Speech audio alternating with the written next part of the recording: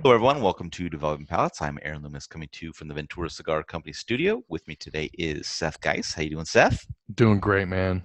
So today we are talking about the Nat Sherman Timeless Limited Edition TAA 2019.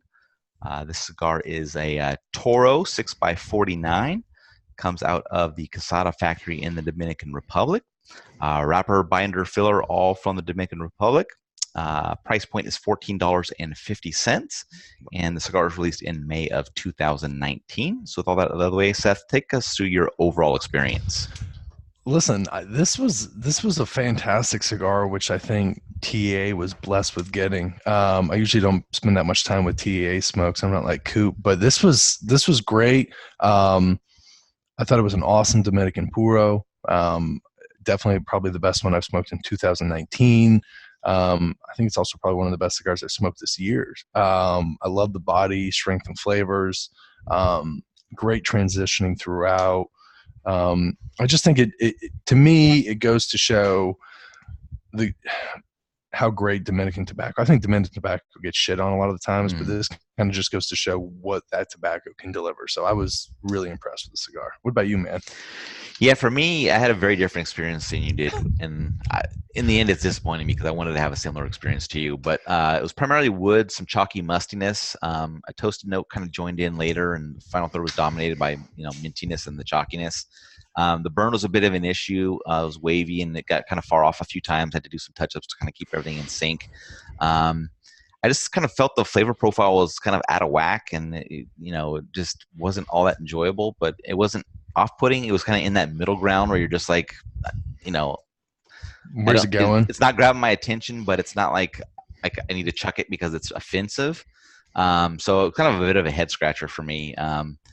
Price point is definitely high for the experience I had, but I mean, the experience you had, I think it's probably well worth it.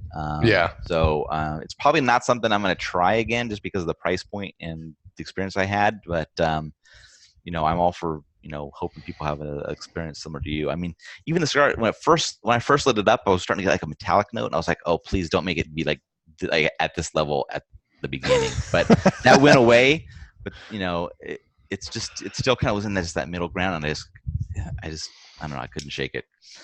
So getting to the scores, start with you. You had an 8.23. I had a 5.10. So this may be one of the biggest biggest differentials in a review. This is a big one. Point. This is a big differential for us. How'd that match up with your experience?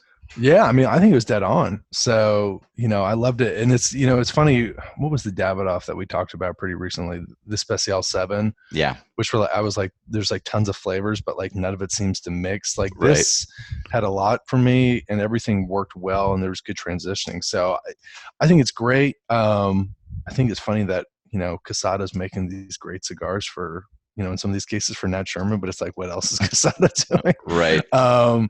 But I really love the blend. It's something I would definitely come back to. I kind of hate that it's a limited, smoke, and it's TAA. So I'd love to smoke it again, but at the same time, I'd hate for them to be like, oh, we're making this regular production now, because then it just kind of like loses that. Yeah, but I mean, if you like it so much, you kind of hope that's what happens, right? I mean, you kind of want to. I don't know, but there's so many people who've done that, and then they just shit the bed. So Yeah. it's one of these things. Let the good thing go, man. Right. So what about you, man? Yeah, I mean, slightly below average flavor profile. The draw was perfect, but the burn was just not there. So I scored an average overall. So that it just slightly makes it above that 5 mark, and it was disappointing for me. Like I think I'm not so as much disappointed in the actual smoking experience. I'm just disappointed in what my expectation was for the cigar, I think. So, take that for what it's worth, I guess. There you go. All right. If you're just catching this video on YouTube, be sure to subscribe to us. But also check out the full written review on the website, developingpalates.com. Follow us on all the social media channels, and you can catch all of our review recaps on podcasts. So iTunes, Google Play, and Podbean. Thank you for tuning in. We will catch you on the next one.